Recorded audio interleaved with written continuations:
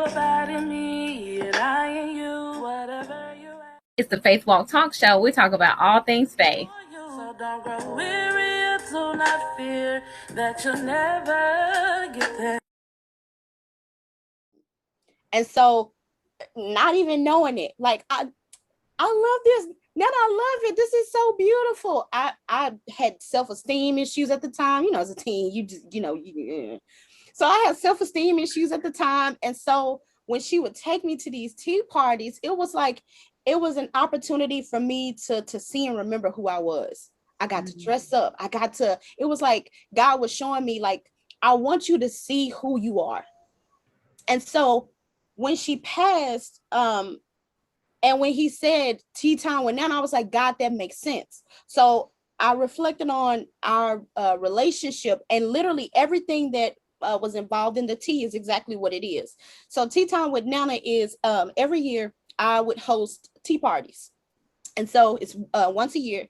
I haven't done it in 2 years, but usually it's once a year, and it's a encouragement experience where I want ladies from all walks of life. I'm very big on the Titus 2 scripture, where older women are imparting into younger women, but vice versa, because nowadays God is speaking and imparting women to the younger generation as well. So there's so much wisdom and love to be had that, younger women can glean from the older women that are still here. And so the tea parties was for that. And so then it morphed into, okay, well, now we can't, really do the tea parties right now because of COVID. And so so then I would host like Bible studies on Facebook called Prayer and Chat. So every month I would host a Bible study, and then whatever the Lord would give me to share for that month, that's what I would share. So Tea Time with Nana is really an encouragement platform. It is a ministry that helps women to share their stories. And my thing is, I love storytelling, and I knowing from my own experiences that I've had, how ashamed and guilty I felt about things that happened to me in my life. And I wanted to create a platform that inspired women to own their stories. Don't be afraid to share, this is what has happened to you. If God is calling us to be an ambassador of Christ, well, one of the biggest ways to do that is to tell your story. You got to share it.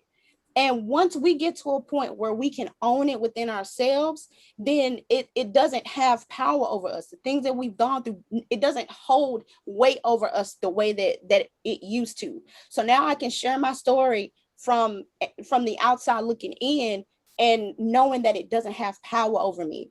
So I share Bible studies, weekly posts on Instagram, encouragement, things like that.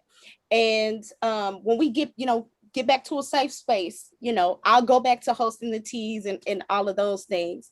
And then I also, one of my biggest things, I'm very proud of myself. I wrote a book, and I finally published it this year. Terrified. So I wrote a book. It's called When the Pain Sets In. It's a devotional for people who are dealing with loss.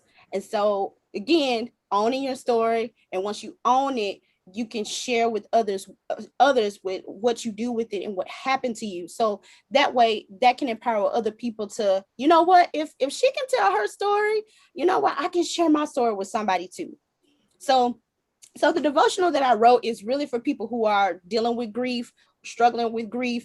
And I wanted to make something that was kind of like a workbook. I'm really the type, like, I look for solutions. I don't like to just, okay, God, well, I thank you for that, but I need solutions. So God, show me how I can actually overcome this situation. And once I overcome it, the way that my mind works, instantly I'm thinking about somebody else. So when I was going through the season of loss, I was writing things down. So when the Lord was really speaking, and I was writing it down, and then it turned into this book. So for people who are dealing with loss and who just need, some help the day to day, they have questions. I wrote this book for them. It has questions that you can reflect on in your quiet time. And then also it has some questions that you can answer. Get your family together, and you guys sit down and have a discussion about, do you have life insurance? What is your funeral arrangements going to look like? This experience really helped me to get over my fear of death. And so those were a lot of questions that we had to that we had to answer. What are your arrangements going to look like? If you have bank accounts and things like that, if you have a spouse or don't, who's going to be in charge of getting access to your bank accounts and your passwords for all your important information? What type of legacy do you want to leave behind? Like, all of those different type of questions are in this book. So it's really for anybody. I would encourage everybody to read this book because it really helps you to process your present, but also your future. So That's that's awesome. No, and where can we find this book at? On your website or? Yes, you can find it on my website, which is Tea Time with Nana, and it's just a W. So there's the full word, it's not with. So it's teatimewNana.com. You can find it on Amazon, Target, BarnesandNobles.com, and I think Half Price Books and Walmart. That's awesome. I'm so happy for you. And that is such a needed conversation. Because when my dad died, he told certain people certain things, but he didn't tell everybody the same thing. And so whereas we thought we were told one thing, he had told somebody else to do something else and gave somebody else power of attorney. So like we listen. This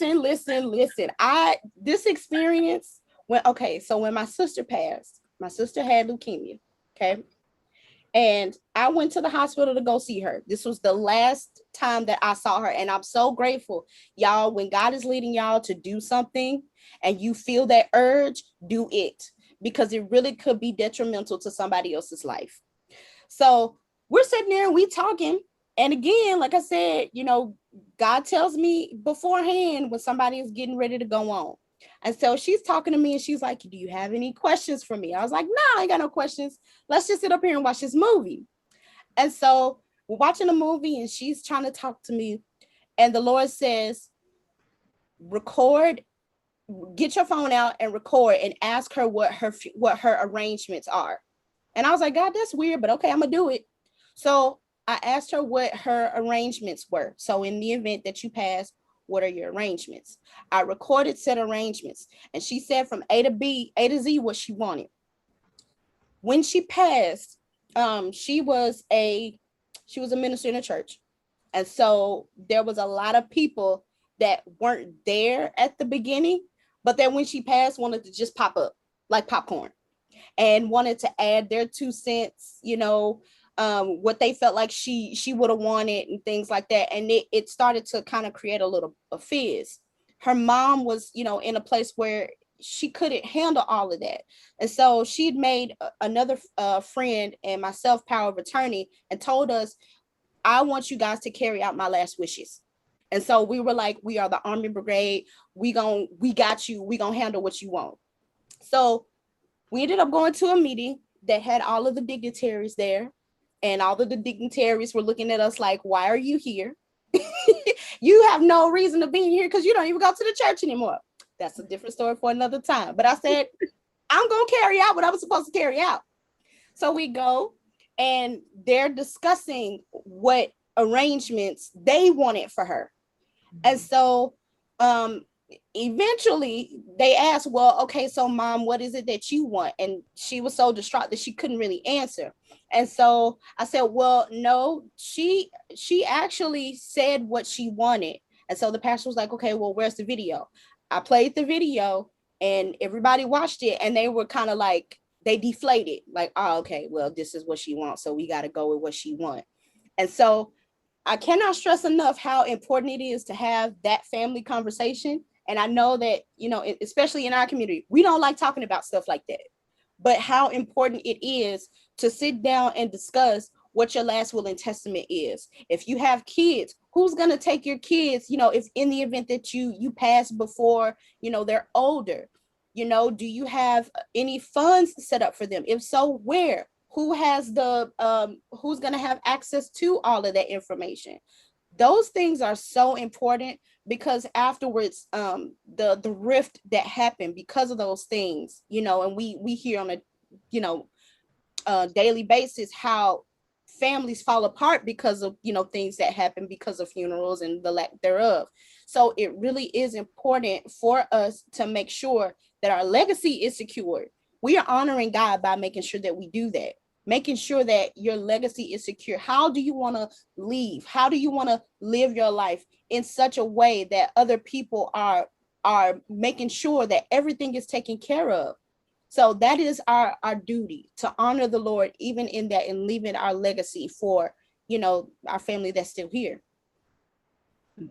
I mean, this is definitely something to talk about. I'm like you.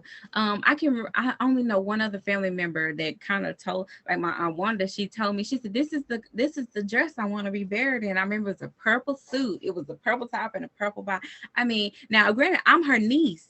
You Mhm. know, so you know, I mean, it's nothing like really I could carry out, but I mean, she at least she wanted to have that conversation.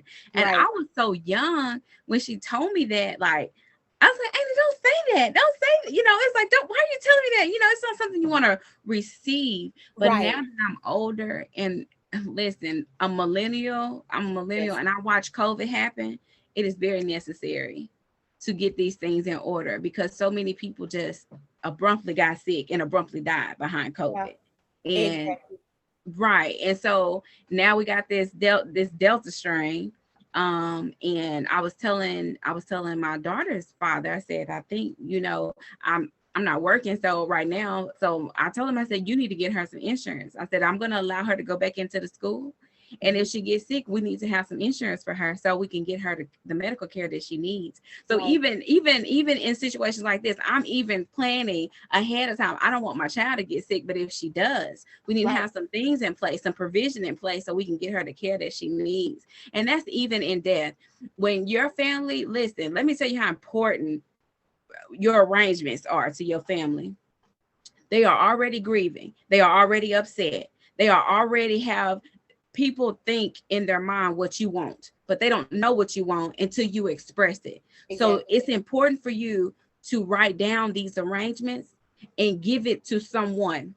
Also, if you get into a place where you are not able to speak for yourself, you need to put someone in charge. And the reason why I say you need to do that is because you don't want your whole family fussing and fighting about what they think should happen.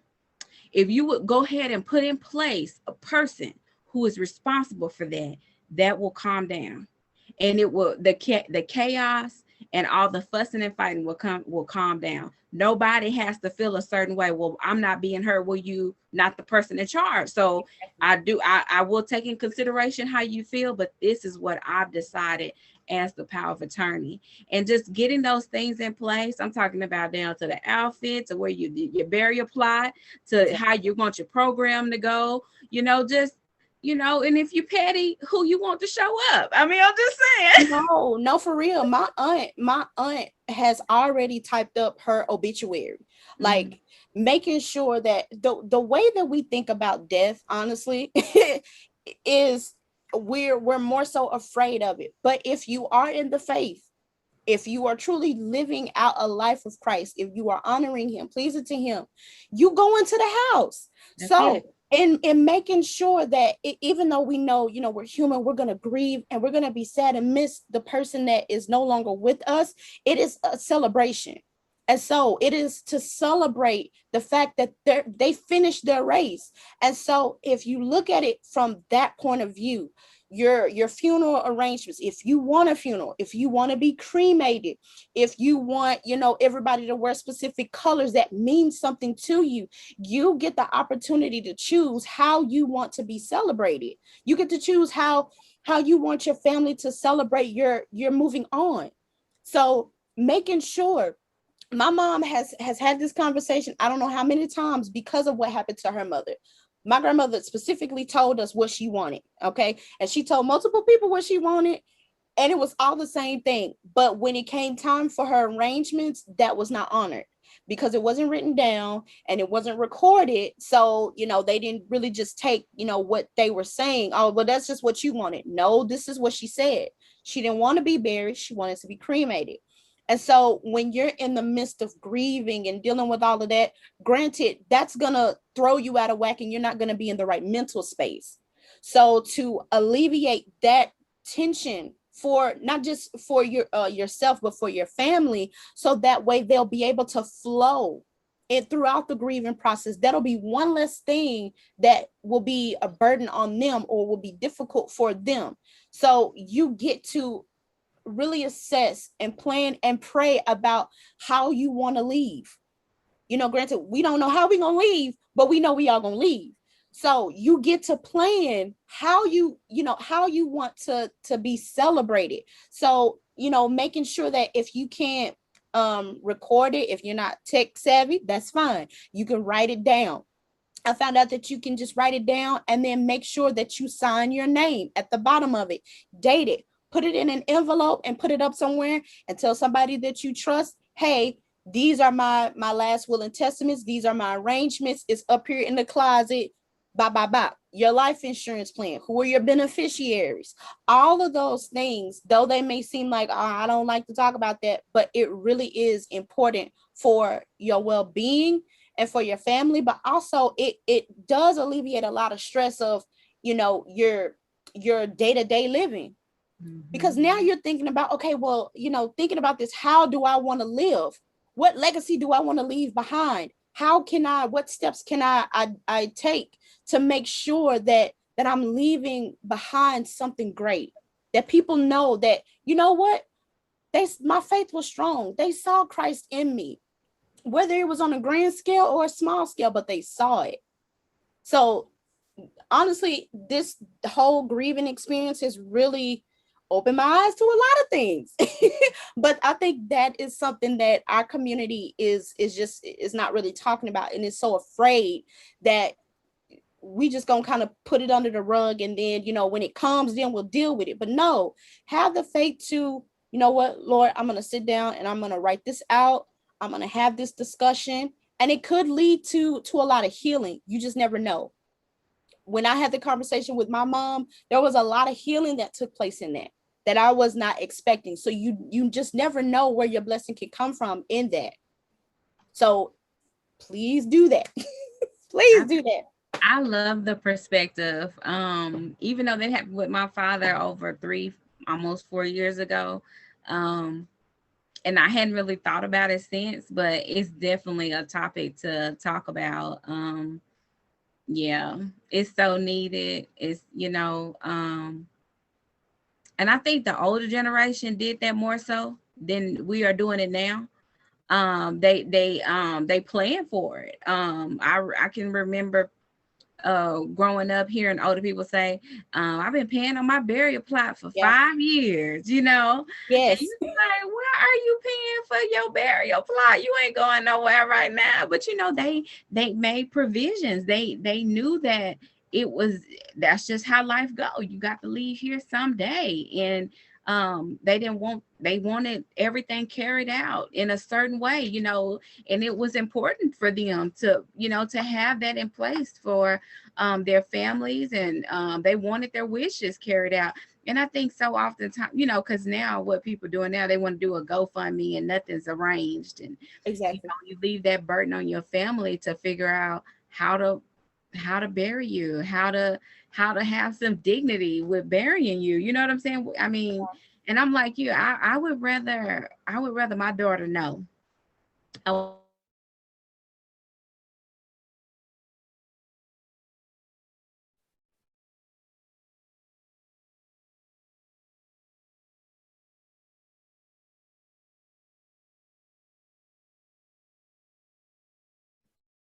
figure out what to do with something like that. She's the only child, and between me and her father, but she has a stepsister now. But even I wouldn't want neither one of my babies to do that. Have that kind of burden on them to worry about, well, what should I do?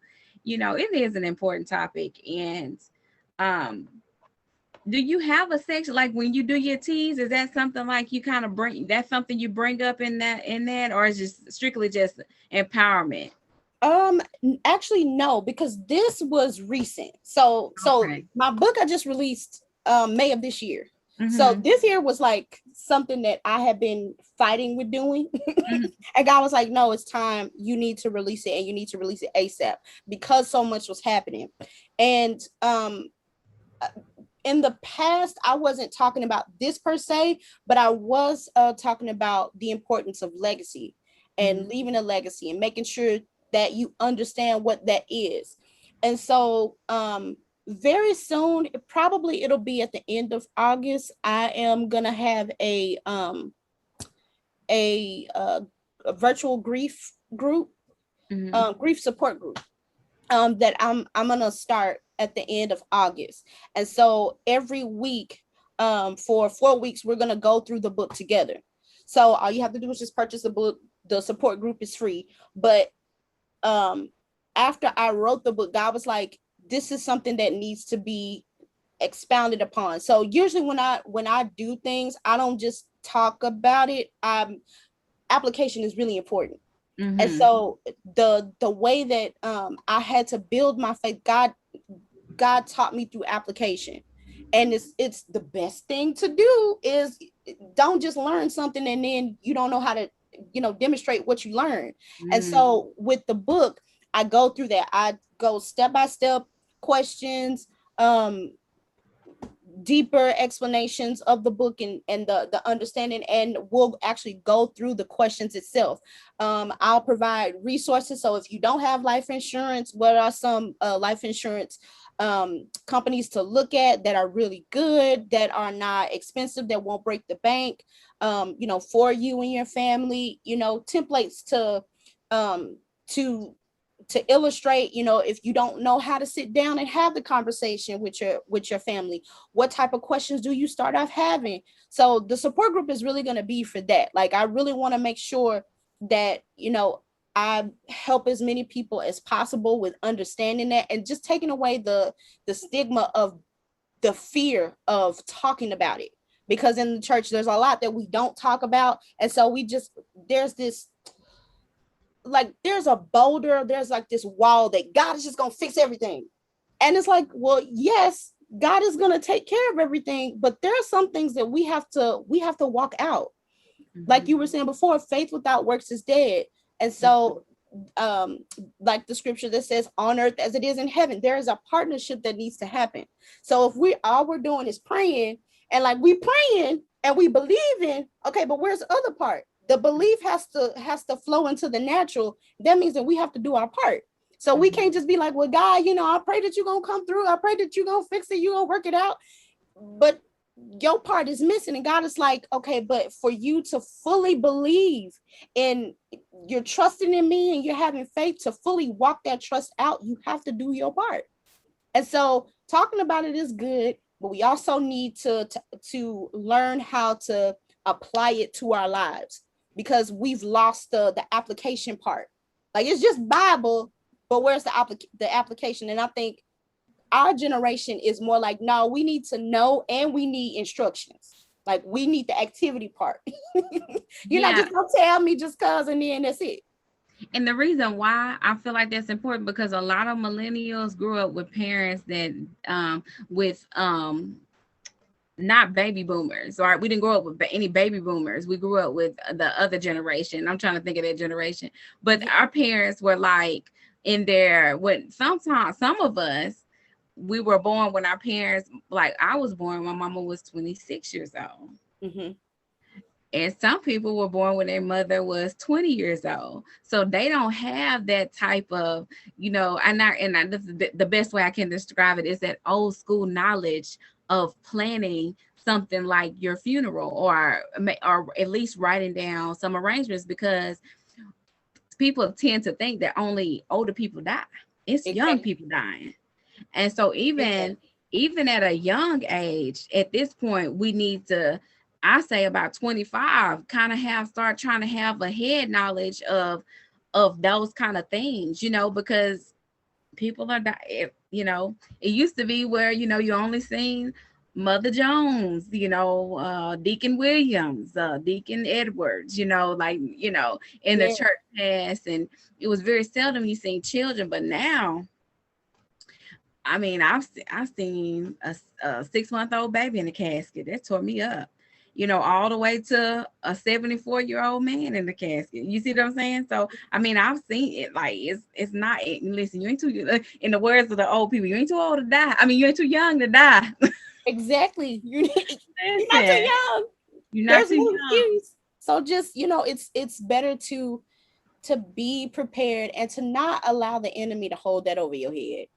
And I think just opening up that space for people to like just ask the questions and just talk about it, Yeah. because this even in the sense of like we don't talk about therapy, we don't talk about divorce, it's just certain things we just aren't talking about. But what I like now is that I'm seeing more in churches where they have like a nursing ministry where they're having these conversations about people being how they need to be taking care of themselves better as diabetics, and Yeah. all of that's ministry. All of it is ministry because it's helping people. And so all of that is important to the kingdom. I seen something else. It was another ministry that I thought, oh yeah, we need that. I think it was like somebody had started like a COVID ministry inside the church where they were making sure that people were educated about COVID and the procedures that they need to take when they're going out in public. And just because, they've opened up the public, they're letting us go back and gather, that does not mean you don't need to wear a mask. Right. You know? And I think that's important to say. You can be vaccinated all you want, Hello. but still, I mean, but even before COVID, let's talk about it. Even before COVID, there was stuff out here that we probably should have been wearing a mask for.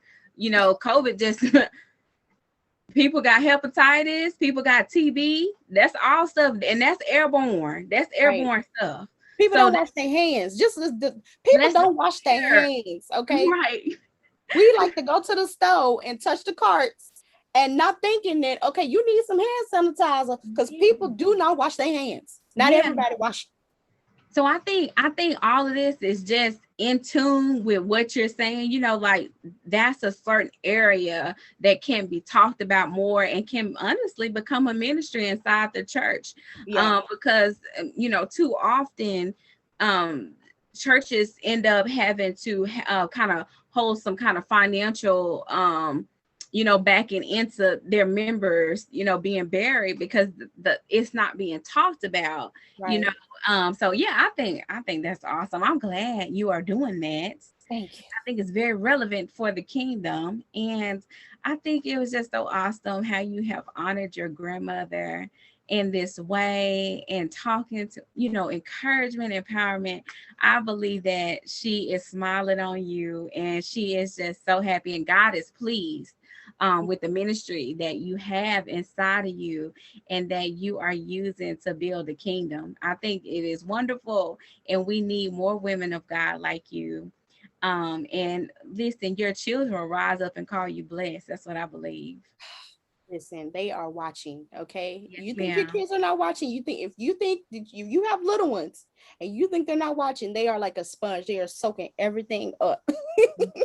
And so that is my goal. That is my prayer, that I want to make sure that, I'm not just taking care of things outside the house. I'm not taking care of people outside, but I'm making sure that in-house is taken care of. And I want them to see again, like, don't just talk about it. Like, no, mommy is about that.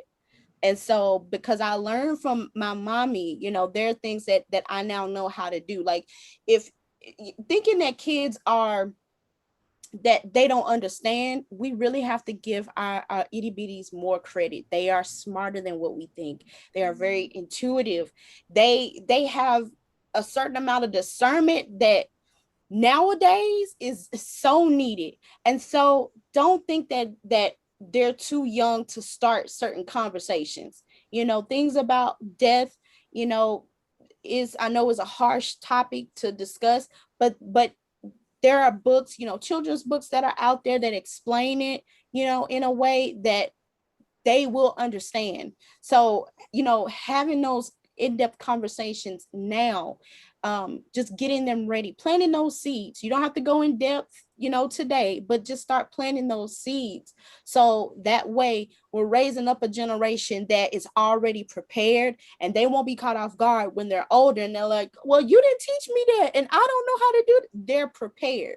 So again, it's going back to making sure securing your legacy, what legacy you want to leave behind, making sure that they are prepared so they won't be caught off guard.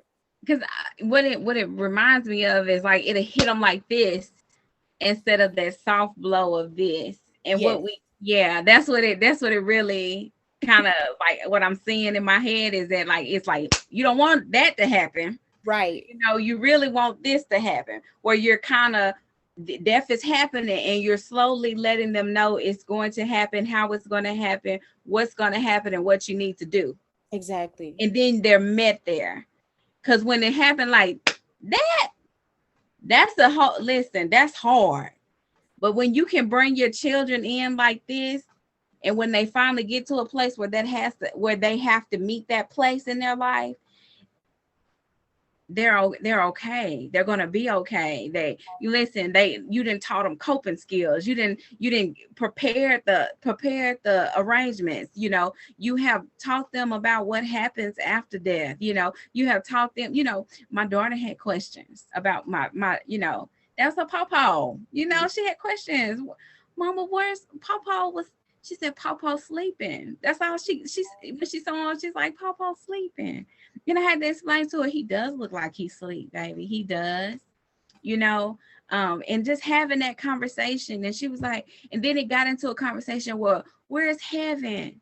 Can I go visit heaven? I mean, it's just so many questions. If you just slowly, I wish I had the opportunity to go back and just kind of bring her in like this. But instead she was one of the, it hit up, like that for her. But but if you could, that is something that's awesome. Maybe you should think about writing a children's book like that for listen, you hear me? Write your children's book now. You got I'm thinking about it. I really am, because there's a lot that that kids are, we don't want we don't want the world, and we don't want our society to teach our kids things that we want to teach them, and to teach them too early that they might not be ready for, and to pervert it. And so as parents, we really have the upper hand as it pertains to how creative we can get. It's not just about just sharing the information with them, but be like a child. Get creative with them and how you're explaining things with the puppets, and doing arts and crafts that demonstrates, again, application is demonstrating what topics you're talking about with them for the week. Right now I'm teaching my son how to be in tune with his emotions, and as a Black man, we need a whole lot of that right now. And so my son is 6 years old, and he is so ahead of the curve with explaining his emotions. Well, mommy, I was upset at X, Y, and Z, and that made me frustrated. And so we talk about, okay, well, why are you frustrated? Why did that make you frustrated? Understanding what that means to be frustrated and how to deal with that at 6. And I did not just straight up out the womb. So if at 6 years old, he understands being frustrated. My 2-year-old, she loves Daniel Tiger, and they have an episode about being upset, and they have a strategy. They call it strategies that you can do with your child to help them calm down. So when she gets upset, we go over this strategy. Now at 2, she understands that, okay, I'm sad. So she's trying to say, words and sentences and things. And so when she cries, she understands that when I cry, I'm sad. At 2. So there's so much that our kids, they really do understand. And so if we are creative with them, if we, spend, maybe 5 or 10 minutes, out of our day to just ask them, how was your day? Are you okay? Because, everything with the pandemic and all of that is not just happening to us, it's happening to our kids too. Yeah. Death is not just happening, to you, it's happening to your kids too, because it was somebody that they love too. So, it's easy to overlook that, like, oh, they're kids and that doesn't affect them. But it's at those ages that we're the most affected. That's the ages that we develop patterns and habits and our way of thinking and mentality. So if we can get to it early, the earlier the better.